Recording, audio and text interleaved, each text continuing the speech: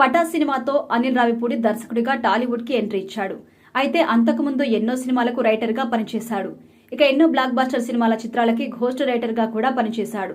తాను చేసిన పనికి గుర్తింపు ఇవ్వలేదు కాబట్టి తాను దర్శకుడిగా మారాను అని చెబుతుంటారు అనిల్. ఒకవేళ తనకు అప్పుడే క్రెడిట్ ఇచ్చి ఉంటే తాను కూడా ఒక రైటర్ మాదిరిగానే సెటిల్ అయిపోయేవాణ్ణి అని కూడా అంటున్నారు. ఇక కెరీర్ ఆరంభం నుంచి అనిల్ తన పంథాను మార్చుకోలేదు.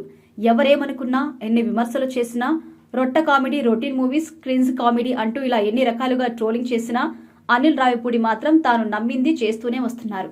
తన టార్గెట్ ఆడియన్స్ ఎవరో తనకు తెలుసు, తన బలమేంటో తనకు తెలుసు. అందుకే ఎవరి విమర్శలు, ఎవరి మాటలు వినిపించుకోకుండా సినిమాలు చేస్తూ ఉన్నారు.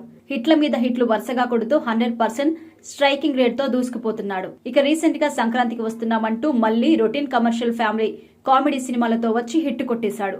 దీంతో బేబీ దర్శకుడు సాయి రాజేష్ తన సోషల్ మీడియాలో అనిల్ రావిపూడి గురించి గొప్పగా పోస్ట్ చేశారు. ట్రోలర్స్ కి రాడ్ పూడి అని అంటున్నారు. కొంతమంది న్యూ ఏజ్ క్రిటిక్స్ క్రిన్జీ అని కూడా అంటున్నారు. ఇక మేధావులైన యూట్యూబర్ రివ్యూస్ అనిల్ రావిపూడికి సలహాలు ఇస్తూ సినిమా తీసే విధానం, పద్ధతి మార్చుకోమని సలహాలు ఇస్తుంటారు. కానీ ఆయన ఎప్పుడు తన పద్ధతి పంతాను మార్చుకోలేదు. అతను తన ఆడియన్స్ ని గౌరవించాడు. తన సినిమా కోసం టికెట్ ను కొనే ఆడియన్స్, డబ్బులు పెట్టే నిర్మాతలను గౌరవిస్తూ వచ్చాడు. ఆయన తన మనసును మాత్రమే నమ్మేవాడు. రగడి, బార్బెల్ లాంటి వాళ్ళ ట్రాప్ లో పడలేదు. తన దారి మార్చుకోలేదు. ఇప్పుడు ఆయన వరుసగా 8 బ్లాక్ బాస్టర్స్ అందించాడు. 356 షోస్ ఉంటే అన్ని హౌస్ఫుల్ అవుతున్నాయి.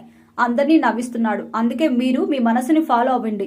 ట్రోలర్లు, విమర్శలు చేసేవారిని పట్టించుకోకండి. మనసా వాచా కర్మన మీ పనులు మీరు చేయండి. విజయం మీ వెనకే వస్తుంది అంటూ అనిల్ రావిపూడి గురించి అద్భుతంగా చెప్పాడు.